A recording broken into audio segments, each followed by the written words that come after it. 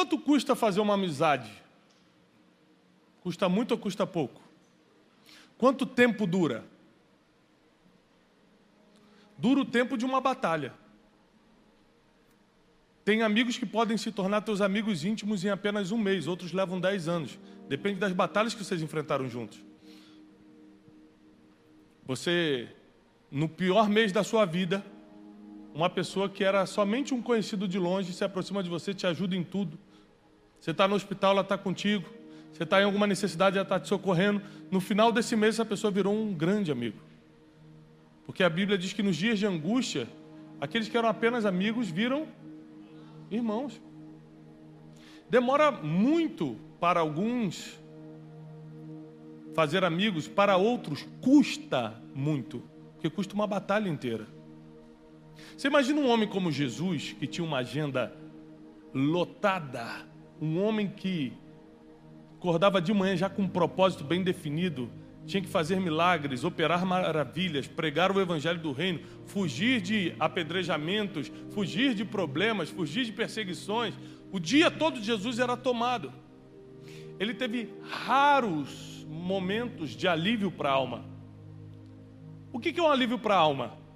Quando eu sento ali para tomar um café com o pastor Vitor Hugo, meu amigo, a gente pode falar da família, a gente não está preocupado, um está perseguindo o outro, ou um está armando contra o outro. A gente começa a rir de coisas, a gente começa a sonhar com algumas coisas juntos e, de repente, começa a chegar um alívio na alma. Esse tipo de alívio de bagagem emocional só chega quando você está cercado de pessoas que te amam e te protegem.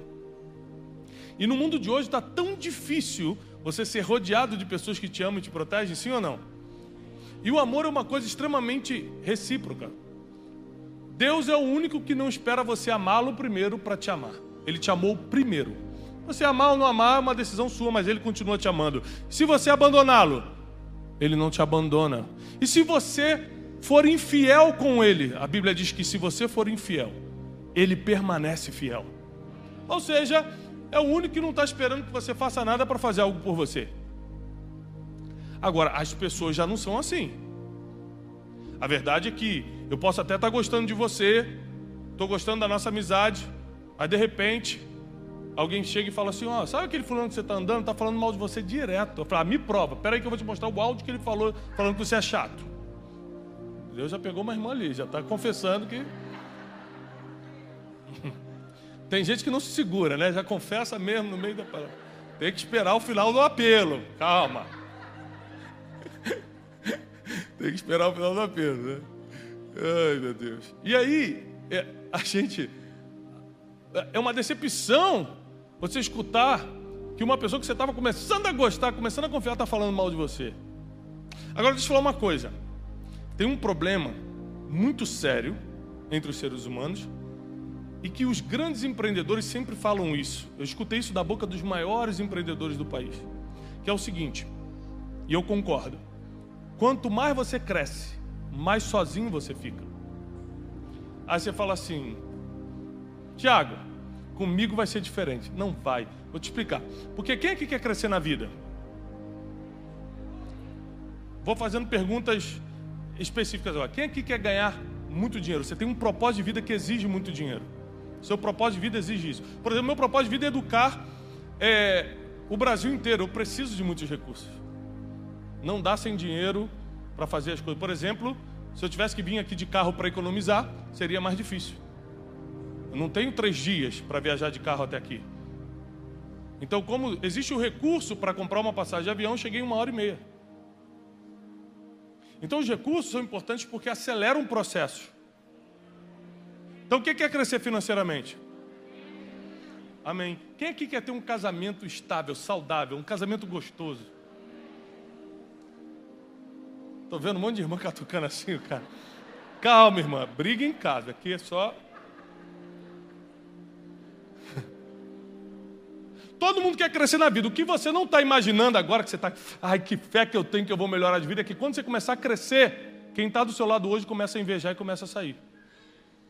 Normal. Vocês dois estão andando com o mesmo carro, dividem a passagem de ônibus junto. De repente você aparece com um carro novo, os caras falam assim, está ficando orgulhoso, está abandonando Deus. Mas na verdade ele só está atingido com o seu crescimento, normal. Não tem nada de demônio aqui, o ser humano é assim. O ser humano não lida bem com as coisas. Esses dias eu botei uma foto, eu e minha esposa, semana passada, no Caribe, no barco. Eu assim, estava magro semana passada, essa semana. Eu magro assim, ó. Minha esposa assim, olhando para o nada. Sabe aquela foto que você olha para o nada para ficar bonito? E aí eu botei na legenda do Instagram assim, ó. Não se engane. Para essa foto acontecer, nós tomamos algumas decisões, passamos por problemas, perdoamos uns aos outros. Passamos por dificuldades, decidimos ficar juntos. Para essa foto acontecer, a gente quebrou financeiramente, mas decidimos que a gente não ia se entregar. Para essa foto acontecer, nós decidimos criar 4 filhos. Para essa foto acontecer, nós decidimos servir a Deus. Não é fácil ter uma foto bonita no Instagram. É por isso que você não pode invejar a vida dos outros. Você não sabe o preço que ela pagou para aquela foto estar ali.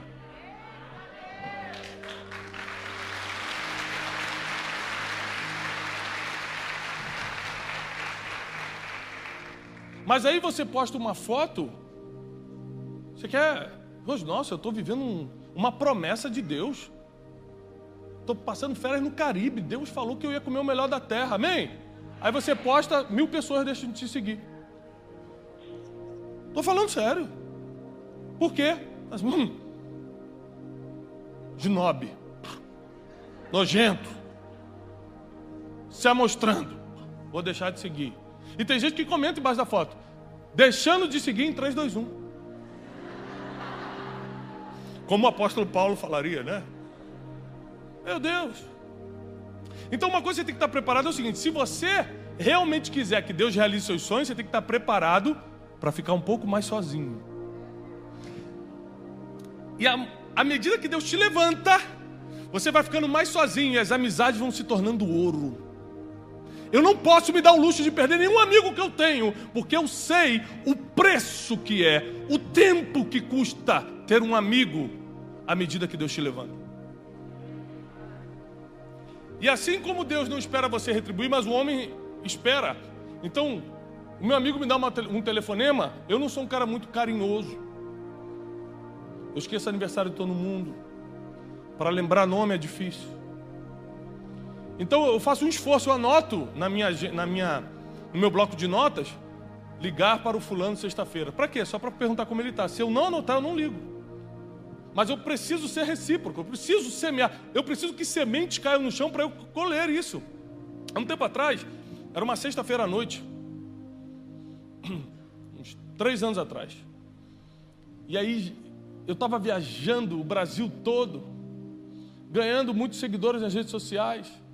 Era uma sexta-feira à noite, a gente pediu uma pizza lá em casa, aí a Janine falou, minha esposa falou para mim: Tiago, você já reparou que ninguém chama a gente para jantar? Eu falei, mulher repara umas coisas que o homem não repara, né? Sim ou não? O homem não repara nada, a mulher repara tudo. O pastor Vitor Hugo me falou: Tiago, você quer vir pregar aqui na igreja? Eu falei, deixa eu perguntar para minha esposa se eu quero ir. Só um minuto. A mulher tem um comando das coisas. E eu falei, verdade? Ninguém chama a gente para comer uma pizza? E ela falou assim, será que é porque Deus está nos levantando e as pessoas estão nos perseguindo? Eu falei, não sei, vou orar, vou ver o que é. E aí eu comecei, Deus, como é que pode? Ninguém está me chamando, ninguém me chama para jantar. Estou aqui numa sexta-feira à noite sozinho. Fui para a Bíblia, Deus me levou na passagem de plantar e colher. E a pergunta que o Espírito Santo me fez foi, quem você está chamando para jantar?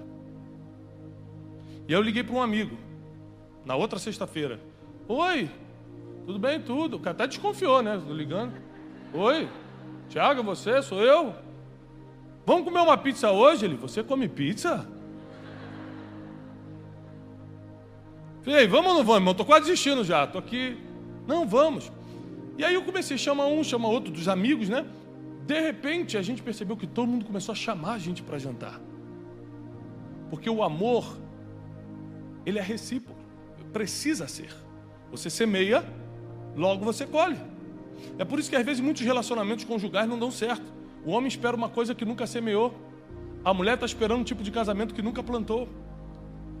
Isso vale para a vida financeira. Você nunca semeou, mas está sonhando em ser rico. Nunca semeou na vida emocional, mas quer ser feliz. Ou seja, quer ser ungido do Senhor e nunca semeou oração e jejum, leitura da palavra. Nunca pagou o preço de santidade, de servidão a Deus, mas quer ser usado por Deus. Ou seja, a gente enlouquece às vezes, a gente quer coisas que nunca semeou. Na amizade é igualzinho. Aqui em João capítulo 11, Evangelho de João capítulo 11, você vai entender melhor o que eu estou te explicando. Porque Jesus, no auge do seu ministério, perde um dos poucos alívios da sua alma. Seu amigo. O homem que ele amava, como um irmão, morreu. Você imagina o tempo que demora para você ter uma amizade, as batalhas que você tem que passar junto para ser amigo. E quando você está vivendo um tempo que você mais precisa de amigo, porque eles são raros à medida que Deus te levanta, quando Jesus estava no auge, ou seja, no tempo mais difícil de se fazer e manter amigos, ele perde o melhor que ele tinha. E a Bíblia diz assim: estava doente Lázaro, de Betânia, da aldeia de Maria e da sua irmã Marta.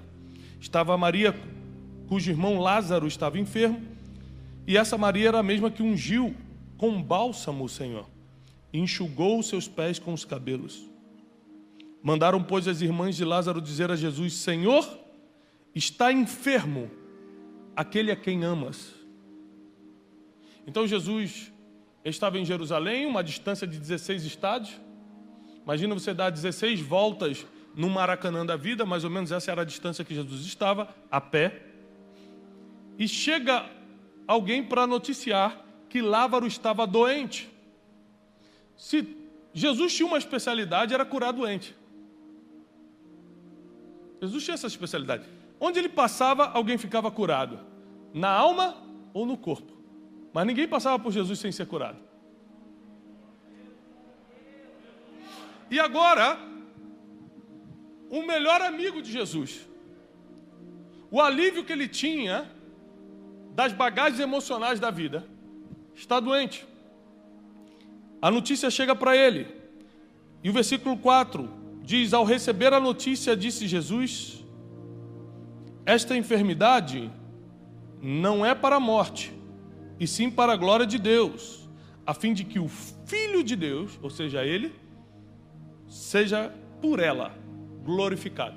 Você vê que a gente tem muita dificuldade em acreditar nas palavras de Jesus, né? Aqui Jesus já falou tudo. Olha, gente, não se preocupa, vai dar tudo certo, isso aí não é nada, eu vou resolver, isso aí é só para que meu nome seja glorificado. Alguém acreditou nele? Imagina você andar com Jesus 3 anos e meio, em carne e osso, você está ali na frente dele, e quando ele falar, você não leva tão a sério. Assim está vivendo uma igreja, está vivendo uma geração dentro da igreja, lendo a palavra, mas não acreditando.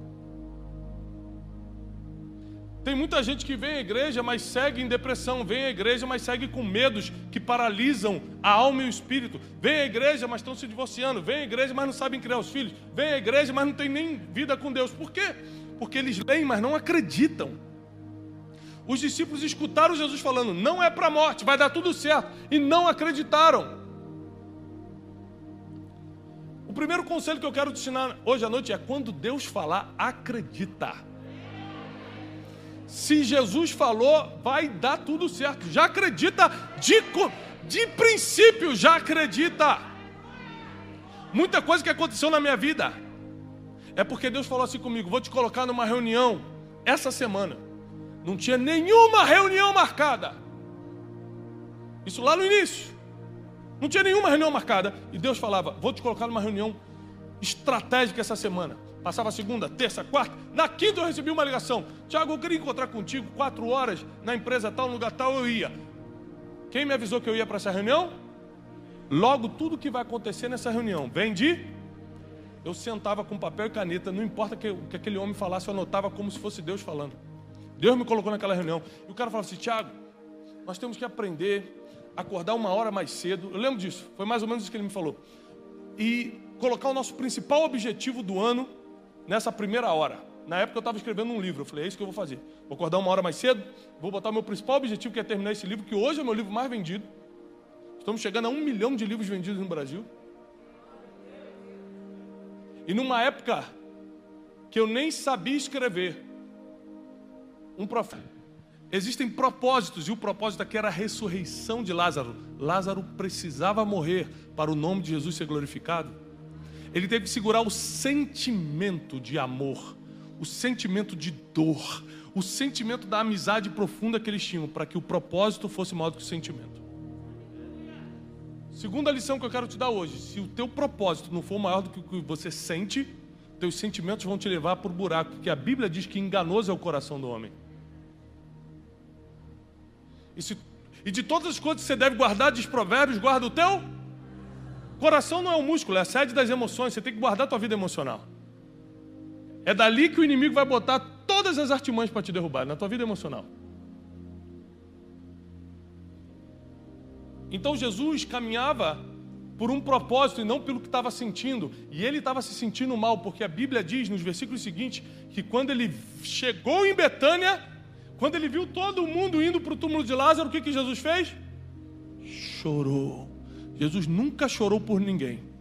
Ele já tinha chorado por algo. Ele chorou pela cidade de Jerusalém, mas nunca tinha chorado por ninguém. Em 33 anos em que Deus esteve na terra, ele nunca chorou por ninguém. Mas quando ele vê o amigo dele naquela situação, ele chora. Ou seja, o sentimento era muito forte. Não era um sentimentozinho mais ou menos, era muito forte. Ainda assim, o princípio era mais forte do que o sentimento. Se você quer que teu casamento dê certo, os princípios precisam ser maiores que os sentimentos. Se você quer que a tua vida financeira ande, os teus princípios precisam ser mais fortes que os teus sentimentos. Se você quer que a tua vida espiritual, ministerial aconteça, teus princípios precisam ser maiores que os teus sentimentos. Você está sentindo que tem que ir embora, mas consulta os princípios para saber se você tem que se submeter ou ir embora. Você está sentindo que tem que desfazer, mas consulta os princípios para saber quem está certo de verdade. A Bíblia tem resposta para tudo. Está sempre querendo se guiar pelo que está sentindo, é por isso que está onde está. Porque todos que se guiaram por princípios estão hoje liderando alguma coisa. Estão em destaque em alguma área. Mas vai continuar. Versículo 14. Então Jesus falou claramente: Lázaro morreu. E por vossa causa me alegro de que lá não estivesse, para que possais crer. Mas nós vamos lá ter com ele. Olha o que Jesus fala. E eu estou feliz que ele tenha morrido, eu não tenha chegado a tempo, ou não tenha ido lá, porque agora vocês vão conseguir crer. Porque eles já tinham visto Jesus curar enfermos, mas ressuscitar morto. Tem coisas que Deus tem que fazer na tua vida um pouco além do que Ele já fez até hoje para você conseguir acreditar. Você acredita que recentemente eu entrei no quarto com Deus, igual uma criança? Falei: Deus, se você existe, faz tal coisa. Depois eu mesmo parei e falei: desculpa, Senhor, eu estou brincando. Desculpa por essa infantilidade.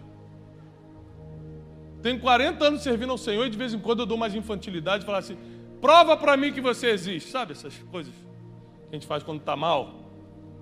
Aí mais rapidinho eu já me consertei, me perdoa, desculpa, eu sei que estou brincando, eu vou refazer a oração aqui. E refiz. Porque a gente não sabe nem como orar. Se o Espírito Santo não traduzisse nossas orações, porque Ele intercede por nós com gemidos inexprimíveis, a gente ora um monte de coisa que 2 dias depois a gente não quer mais. A gente pede um monte de coisa que vai destruir nossa vida. Aí você ora: Senhor, mata o fulano porque ele me fez mal. Aí o Espírito Santo pega a oração, leva: Senhor, o que ele quis dizer é que ele quer sair dessa dor, sabe? Não precisa matar ninguém não, ele está brincando, é que ele está nervoso. O Espírito Santo tem que gemer por nós com gemidos inexprimíveis. Ele tem que interceder pela gente, porque senão a gente nem nossa oração chegaria. Quem está rindo sabe que está orando mal, né? Nunca pediu para ninguém morrer não, né, gente? Pelo amor de Deus, né?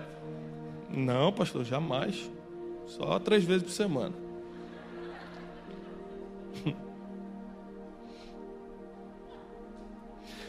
Versículo 17. Chegando Jesus, encontrou Lázaro já sepultado havia 4 dias. Já estava enterrado. há 4 dias. Versículo 20, Marta, quando soube que vinha Jesus, saiu ao seu encontro. Maria, porém, ficou sentada em casa. Disse, pois, Marta a Jesus, Senhor, se você estivesse aqui, não teria morrido o meu irmão. Essa aqui era a mulher que ficava nos pés de Jesus. Ela era tão íntima de Jesus, que ela ficava nos pés de Jesus, colocando óleo precioso, chorando, enxugando com seus cabelos. Ou seja, era uma pessoa muito próxima. Você tinha que ser muito íntimo para fazer um negócio desse. Ou seja, nem a pessoa que convivia nesse nível de intimidade com Jesus estava entendendo o que está acontecendo. Porque por mais próximo que você esteja de Deus, você vem na igreja, você busca o Senhor, Ele faz coisas que a gente não consegue entender. Então tudo que a gente tem que fazer é o quê? Confiar. Uma das palavras mais difíceis para a humanidade. Parece ser fácil, mas é muito difícil. Confiar. A palavra confiança me lembra muito quando eu estou na piscina e vem minha filhinha Jasmine, de 2 aninhos. Eu estou aqui na piscina, que é funda. E ela chega aqui, eu falo, filha, pode se jogar. Sabe o que ela faz? Se joga. Por isso que a Bíblia diz que nós temos que ser como criança. Porque se você for um pouquinho, por exemplo, o José, que já está quase adolescente, e falar, pai, aí é fundo. É o papai falando, filho, vou te segurar. Não, pai, não sei, mas está muito gelada. Quando você já entende um pouco, quando você deixa de ser criança, você começa a questionar o que o pai está falando. Então, por mais que eles fossem próximos, eles estavam questionando. Por que você chegou atrasado? Se você tivesse vindo antes, dava tudo certo. Por que você não mandou uma ordem? Rapaz, mosquito gigante, hein? Satanás, sai. Rapaz, era grande, hein? Então a gente às vezes é confundido. A gente fica confuso pelos nossos próprios sentimentos. Deus está fazendo da forma dele, mas a gente quer que seja da nossa forma, porque a gente quer entender. A maioria das coisas que Deus vai fazer na tua vida, você não vai entender. Você só vai ter que acreditar e confiar. Se quiser. Se não quiser, leva uma vida normal, porque vida sobrenatural vai ter que acreditar sem ver.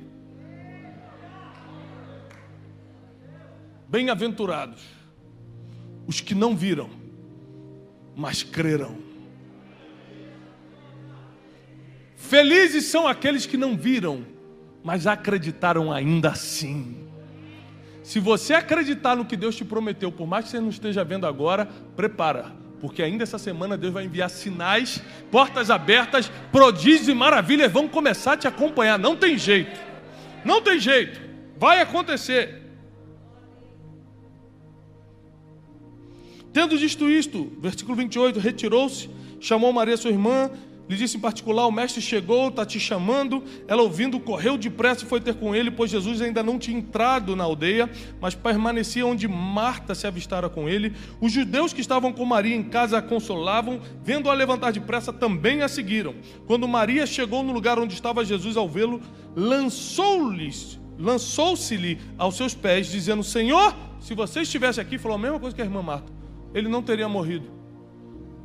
Se eu fosse Jesus, com a paciência que eu tenho, eu falaria assim, vocês estão de brincadeira, vocês não estão acreditando quem eu sou. Jesus tinha muita paciência. Eu estou aqui 3 anos e meio fazendo milagre, pregando para vocês, deixo você cozinhar para mim, deixo Maria ficar lavando meus pés, converso, Lázaro é meu amigo, vocês sabem tudo que eu posso fazer, ainda assim vocês ficam duvidando. A esse momento a amizade já estava abalada, né? No mínimo. Era tipo escutar o áudio do amigo fazendo fofoca de você. Dá uma balada. Jesus, vendo-a chorar, e bem assim como os judeus que a acompanhavam, agitou-se no seu espírito, comoveu-se, e perguntou, onde vocês o colocaram? E eles responderam, Senhor, vem e vê. Então Jesus chorou. E disse aos judeus, vede quanto ele o amava. Mas alguns dos judeus objetaram, dizendo, não podia ele que abriu os olhos aos cegos fazer que este não morresse? Gente, está brincando. Estava todo mundo duvidando de Jesus. Agora os judeus começaram assim, ele não tinha aberto o olho dos cegos, por que ele não evitou que o amigo morresse, gente? Você imagina que os milagres só podiam acontecer num ambiente de fé. Jesus deixa claro que era a fé que acionava os milagres. Os milagres saíam de Jesus baseado na fé da pessoa. Aqui você vai ver uma geração, uma multidão em volta de Jesus incrédula, e ainda assim ele vai fazer um milagre. Porque quando Deus quer fazer, nem você desacreditando, você impede o que Ele tem para fazer. Se Deus quiser fazer hoje, você acreditando ou não, Ele vai fazer, porque Ele é Deus. Agora, se você acreditar, a recompensa é diferente, talvez seja mais rápido. Talvez seja sem dor, sem sofrimento, sem tratamento, sem processo. Porque a maioria dos processos difíceis que a gente entrou na vida é porque a gente duvidou daquele que poderia fazer.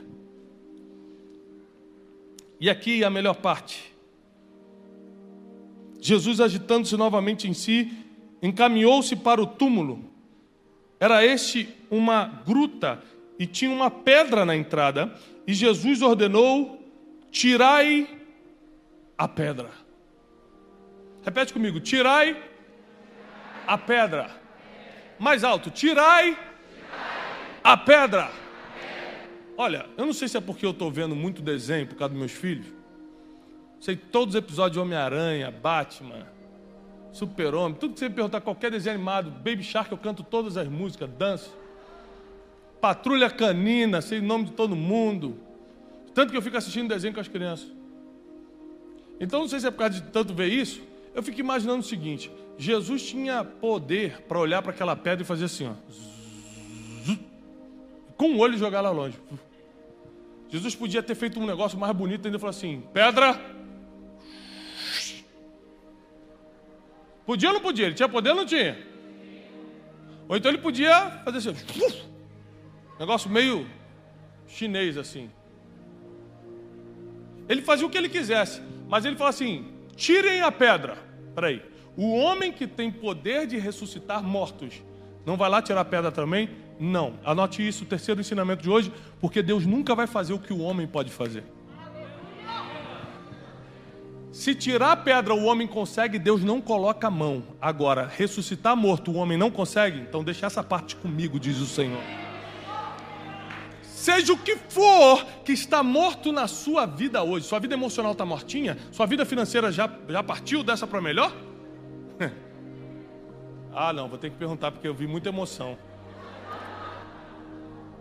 Quem está aqui nessa noite, a sua vida financeira já partiu dessa para melhor? Levanta a mão. Temos 4 corajosos, 5. É só quem está devendo forte no cartão de crédito que levanta a mão. Eu, pastor. Ah, meu Deus. Não aguento mais receber a ligação do Itaú. O Bradesco agora está identificando você dentro da igreja. Liga para o irmão do lado. Fala: passa para essa irmã de rosa que está aí. Eles estão com umas novas técnicas para abordar. E eles atendem: paz do Senhor, irmão. Está na igreja, né? Mas como é que vai ficar as prestações? Já estamos na 18ª atrasada. Ou seja, às vezes você tem áreas da sua vida que estão mortinhas. Seu casamento já está morrendo. Sua vida sentimental. Sua vida espiritual, ministerial. Você sabe que foi chamado para o ministério e está deixando morrer. Sua vida profissional. Ou seja, ou às vezes sua vida inteira. Tudo está dando errado. Parece que está tudo morrendo.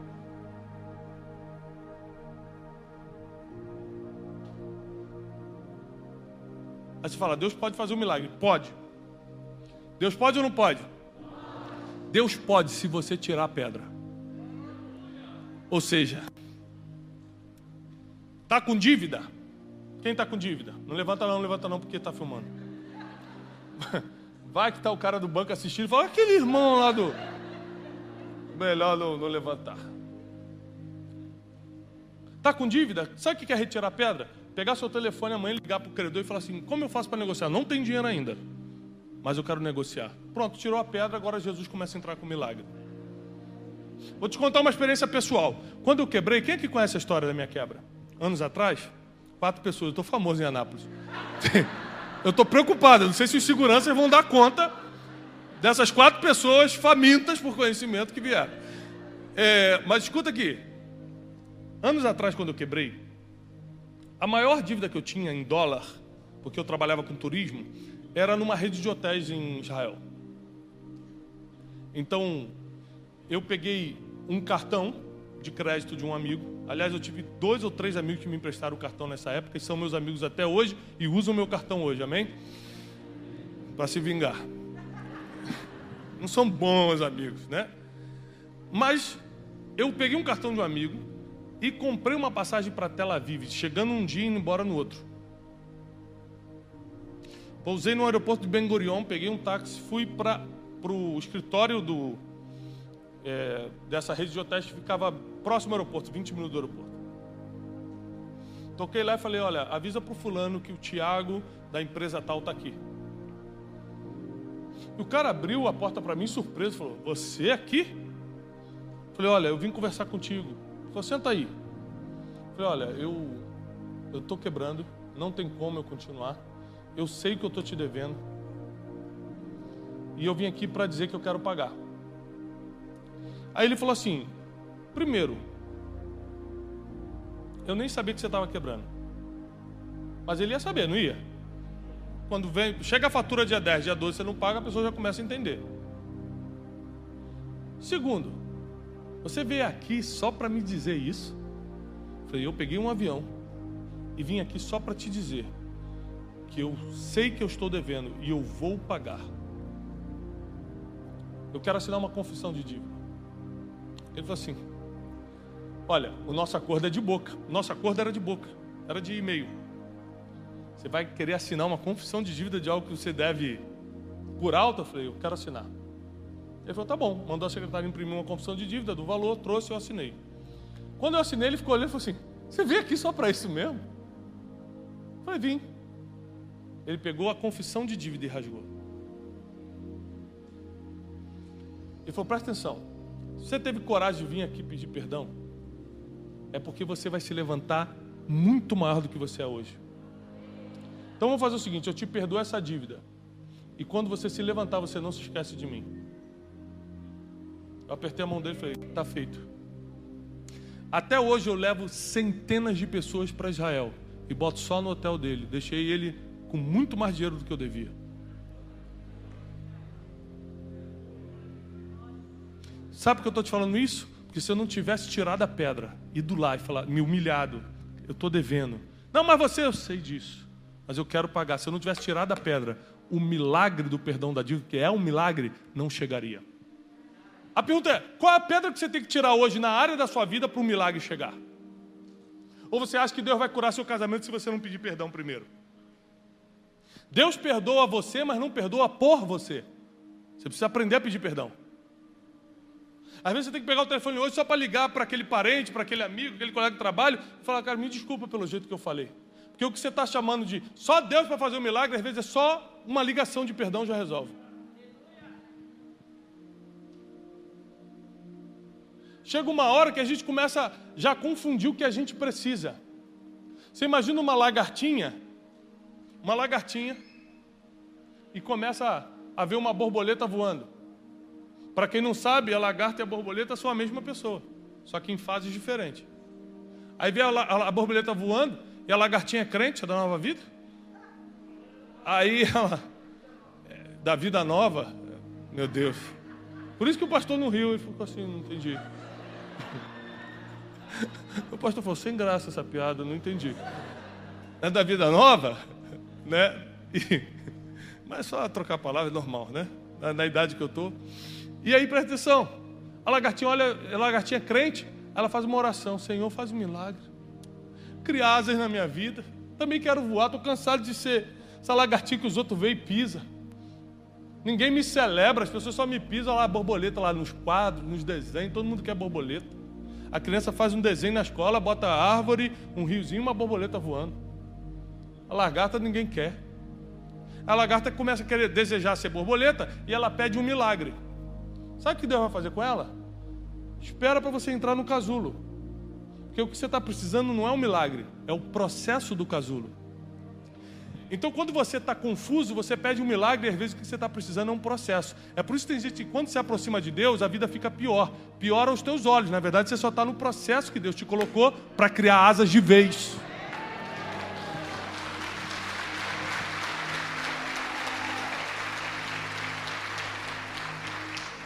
E eu estou preocupado com o horário, o pastor me deu só até 11 horas. E eu... Até 11?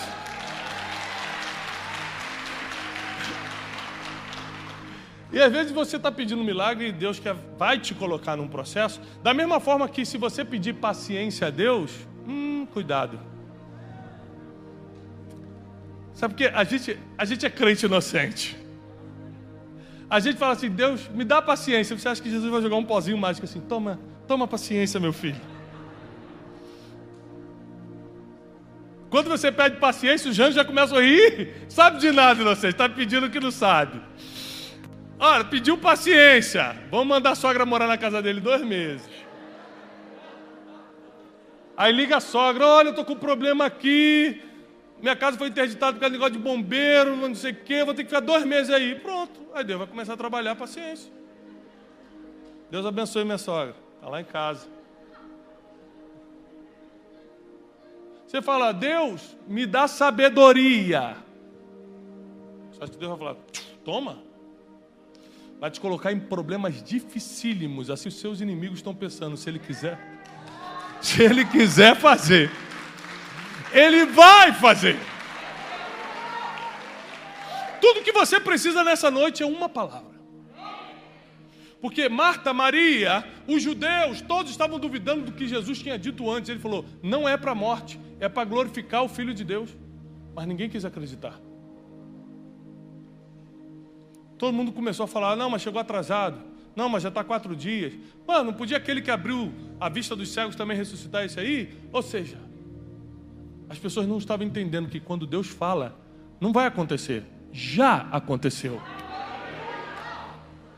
Deus não fala no presente, Ele fala na eternidade. E o problema de uma palavra lançada na eternidade é que não tem passado, presente nem futuro. Se cumpre no tempo de Deus. Você pode entender no presente, porque a nossa visão, nosso tempo cronos é extremamente limitado, é contável. O kairós de Deus não se pode contar. Por isso que se Ele te prometeu uma coisa, continue esperando. Porque às vezes vai passar 1 ano e você vai achar, nossa, já tem 1 ano e Deus não fez nada. Só que Deus conhece o futuro, Ele sabe a hora certinha de fazer algo que Ele quer e que glorifica o nome dEle. Presta atenção. Jesus queria ressuscitar Lázaro. Meu Deus. Se Ele não quisesse, Ele não ia ressuscitar a gente. Jesus queria ressuscitar o seu melhor amigo. Sim, porque Ele não fez antes, porque não era a hora. Existem coisas que Deus quer fazer, mas tem que ser na hora em que, além dEle querer, vai glorificar o nome dEle. Às vezes, Ele não está demorando na sua vida, Ele está esperando o tempo certo de todo mundo saber. Foi Deus que fez na vida dela. Foi Deus quem fez nessa família. Foi Deus quem fez nessa empresa. Presta atenção. Se a minha primeira empresa tivesse dado certo, eu não sei se eu estaria glorificando o nome de Deus. Aí Deus me quebrou. Me levantou de uma forma sobrenatural para hoje. Eu falei, não tem jeito não, foi Deus. Ou seja, Ele queria me levantar, mas tinha que ser do jeito e no tempo dEle, para que o nome dEle fosse glorificado. Sabe que eu estou no altar hoje? Você não sabe, né? Porque eu fiz uma promessa para Deus que eu vou cumprir até o último dia da minha vida. Eu falei para Deus, quebrado, em depressão, comendo miojo há dias, há semanas. Se você me tirar dessa situação, eu pego o dom que eu nunca usei de pregar e começo a pregar em todos os lugares que me chamarem.